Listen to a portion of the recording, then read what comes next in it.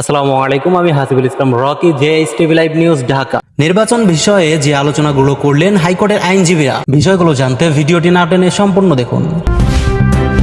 আমি মনে করি সাধারণ নাগরিক হিসাবে সংবিধান কিংবা সংবিধান শুধু আইনজ্ঞদের বিষয় না, এটা আমাদের সকলেরই বিষয়। ইনফ্যাক্ট একজন বিখ্যাত ব্যক্তি একবার বলেছিলেন যে what is too important to be left to the general. ঠিক তেমনি ভাবে সংবিধানও বোধ হয় is too important to be left to the lawyers and the জাজেস অ্যালোন। সো আমরা নাগরিকদেরও ভূমিকা আছে, নাগরিকদেরও বক্তব্য আছে, নাগরিকদেরও মতামত আছে, এবং আপনারা এই আপনাদের মতামত ব্যক্ত করেছেন, আপনাদেরকে ধন্যবাদ দেই।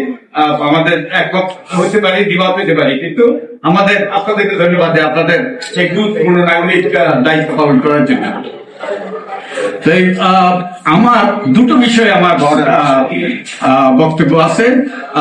সংবিধানের ব্যাপারে সংবিধানে অনেকগুলো পরিবর্তন করতে হবে, কারণ সংবিধানটাকে নষ্ট করা হয়েছে। সংবিধানটাকে নষ্ট করা হয়েছে অনেকগুলো সংশোধনীর মাধ্যমে নষ্ট করা হয়েছে। সবচেয়ে বড় বেশি নষ্ট করেছে বোধ হয় পঞ্চদশ সংশোধনী।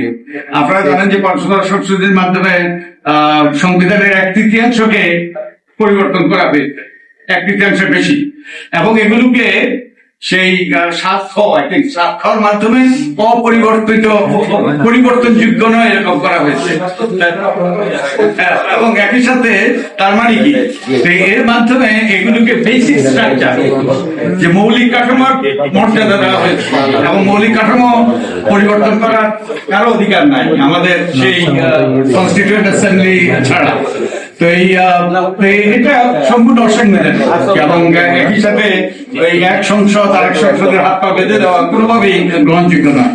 তো এই সংবিধানটাকে নষ্ট করেছে। আরো অনেকগুলো অসংগতি আছে যেগুলো পরিবর্তন করা দরকার, এবং এই সকল পরিবর্তনের সাথে নির্বাচন, আমাদের গণতান্ত্রিক ব্যবস্থাকে কার্যকর করা গুরুত্বপূর্ণ যোগসূত্র রয়েছে। তাই এইসব ক্ষেত্রে পরিবর্তন করা দরকার। সম্পর্কে তত্ত্বাবধায়ক সরকার বাতিল সম্পর্কে আমি একটা ধৃষ্টতা প্রদর্শন করেছি। ওই যে আইনজ্ঞরা না হওয়া সত্ত্বেও আমি এবার একটা বই লিখেছি, আপনারা বোধহয় কেউ দেখেছেন, এবং আমাদের শ্রদ্ধেয় বিচারপতি আব্দুল মতিন, উনি একটা ভূমিকা লিখেছেন। উনি মনে করেছেন যে আমি খুব একটা ভালো কাজ করেছি, ওনার মতে গুরুত্বপূর্ণ কাজ করেছি। তো আমি কিছু অন্যদিকে চর্চা করেছি। তো পঞ্চদশ সংশোধনীটা একটা ভয়ানক সংশোধনী। এটার মাধ্যমে আমাদের সংসদকে চরমভাবে প্রতিষ্ঠা করা হয়েছে। এ ব্যাপারে আপনারা হয়তো জানেন, কেউ অনেকেই জানেন যে আমি ওই যে নাগরিক অবস্থান থেকে আমি এটা চ্যালেঞ্জ করেছি, এবং একই সাথে ত্রয়োদশ সংসদে মামলার যে রায়টা সেটা রিভিউ করার জন্য আমরা পিটিশন করেছি। তো এবার একটা ভুল বোঝাবুঝি আছে, আমি ভুল বোঝাবুঝিটা একটু সংশোধন করতে চাই। যে অনেকের ধারণা যদি পঞ্চদশ সংশোধনী বাতিল হয়, তাহলে মনে হয় যেন তাদের ধারণা যে তত্ত্বাবধায়ক সরকার ব্যবস্থা ফিরে আসবে। আমি যতটুকু বুঝি আমার জ্ঞান বুদ্ধিতে তা ফিরে আসবে না। কারণ এই জন্য যে সংসদের ভূমিকা লাগবে। এটা সংসদে একটা বিল আকারে উত্থাপন করতে হবে, একটা অনুমোদন করতে হবে। তো একটা ভুল বুঝাবুঝি সৃষ্টি করা হচ্ছে যে পঞ্চদশ সংসদে বাতিল করে বোধহয় সেই তত্ত্বাবধায়ক সরকার ফিরে আসবে, আমার আগে বিচারপতি ফিরে আসবেন, উনি এসে তত্ত্বাবধায়ক সরকারের প্রধান হবেন। এইরকম একটা ভুল বোঝাবুঝি, চরম ভুল বোঝাবুঝি সৃষ্টি হচ্ছে। আমার মনে হয় এটার অবসান হওয়া দরকার। আর দুটো বিষয় আমি একটু আমার মতামত দিতে চাই। একটা হলো যে আমাদের সংসদে এখন 350টা সিট আছে। 300টা সিট হলো সাধারণ আসন, আর 50টা হলো সংরক্ষিত। আমার মনে হয় এই সংরক্ষিত আসনের যে বিধানটা, এটা একটা জোক, এবং এটা নারীর ক্ষমতায়ন তো দূর কথা, নারীকে একটা প্রতীকী অবস্থানে নিয়ে যায়। ওই যে আমাদের একজন বিখ্যাত সাংবাদিক একবার লিখেছিলেন যে 30 সেট গয়না এখন 50 সেট গয়না পর্যায়ে নিয়ে গিয়েছে।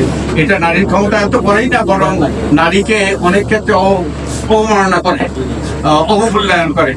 তো আমার মনে হয় এখানে একটা গুরুত্বপূর্ণ পরিবর্তন আনা দরকার। আমি মনে করি, আমার ব্যক্তিগত মতামত হলো মেবি আমরা 450 সিট করতে পারলে ভালো হইতো।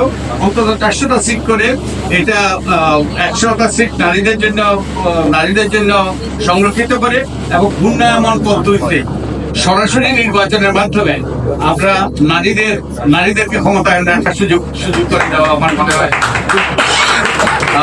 সরাসরি এখন যেটা হয় এটা কম্পিটেন্স নয়, এটা হলো কানেকশন, এটা ফায়দা। এবং আমরা জানি এটা ওই যে কয়েকদিন আগে আপনাদের একজন সাংবাদিক বন্ধু লিখেছেন, একটা সংবাদপত্রে লিখেছেন যে সংরক্ষিত আসনে যে ওই মনোনয়ন পাওয়ার জন্য 25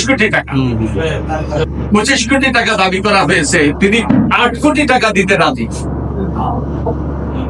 এইরকম যে এই সংরক্ষিত আসনগুলো এইরকম বেচা কেনার বিষয় হয়ে গিয়েছে। এখানে যোগ্যতা, দক্ষতা কিংবা জনপ্রতিনিধিত্ব এইসবের কোনো বালাই নেই।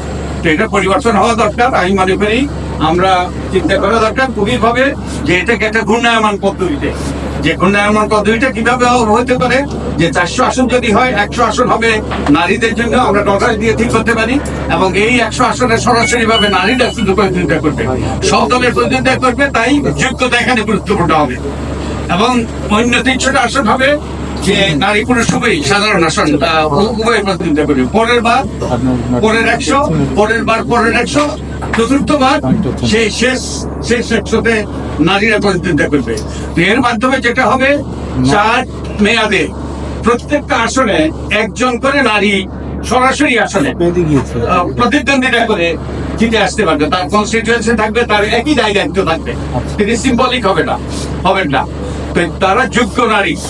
এরপরে যখন ওই যে তার আসনটা যখন ওই যা সংরক্ষিত থাকবে না, তখন তিনি পুরুষের সাথে প্রতিদ্বন্দ্বিতা করে যোগ্য যারা 5 বছর যদি তার সুযোগ হয় যে কনস্টিটিউশন ডেভেলপ করার, তাহলে পুরুষের সাথে প্রতিদ্বন্দ্বিতা করে তিনি জিতে আসার সম্ভাবনা সৃষ্টি হবে। এবং এটা আমরা দেখেছি ভারতের কিছু স্থানীয় পর্যায়ে এরকম ঘূর্ণায়মান পদ্ধতি বিরাজমান, এবং সেখানে দেখেছি আগে তাদের 1/3 নারী সংরক্ষিত আসন ছিল, সেখানে এখনো তো অনেক রাজ্যেই 50% হয়েছে। সেখানে 1/3 সত্ত্বেও যে 40%, 45% ছিল নারী প্রতিনিধিত্ব, কারণ সেখানে